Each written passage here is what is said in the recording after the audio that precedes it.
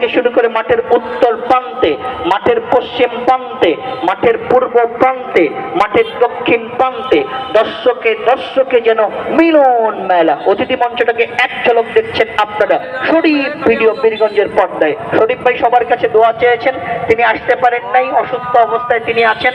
তবে সেমিফাইনাল ম্যাচগুলি থেকে আল্লাহ পাক যদি তাকে সুস্থ রাখে তিনি ফিরে আসবেন এই মাঠে।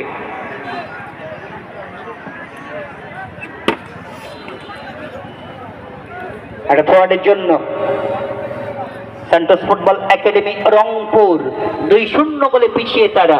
লাল বর্ণের জার্সি নিয়ে সেন্টার্স ফুটবল একাডেমি রংপুর তারা খেলছেন। ছোট্ট করে ওয়াল হেডার থেকে পাসিং অ্যাকুরেসি আউলাদ থেকে সামনে থেকে মাইনাস।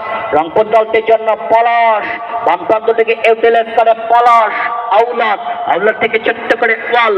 রংপুর দলটির জন্য সামনে থেকে মাইনাস বল কাবার প্রত্যেক থেকে বিপদ ঘটে।